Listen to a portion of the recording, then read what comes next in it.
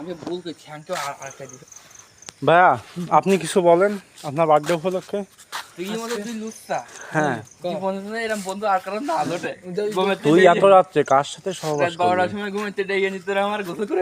ওরে এই তুই এরকম কান নাই কদিন এরকম সৌভাগ্য এই আর মানুষ কাঁদতেছে।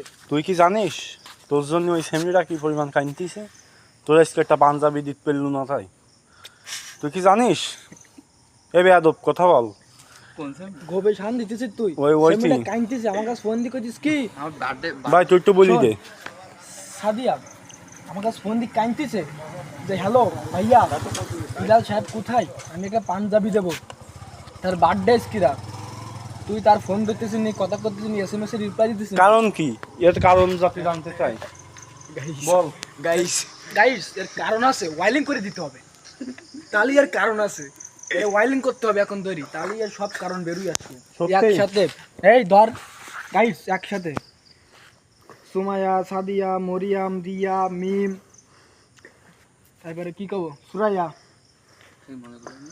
তারপরে চাঁদপুরি দুডু, চাঁদপুরি দুডু, ঢাকায় একটা শারমিন, ঢাকা একটা শারমিন, কাঞ্চনপুরি একটা, গুরসায় কাঞ্চনপুরি একটা, একটা, বাদুরি একটা। গুরুসলার হলো নাদিয়া, বাদবুড়ির হচ্ছে জেরিন, আর বেতা গায়ে হচ্ছে যেদিন যে তোর ছিল মেঘরুগুনার এই 6 নম্বরে একটা মহিনা আমি জেনি তাও বাড়ি আরো না কর। এই দেখ সেটা আছে বিকনের। এই যে এই দেখ লুচ্চাটা কথা কচ্ছে কেমনে, চরিত্রের সমস্যা এটা। এটা ওয়াইলিং করতে হবে এখন।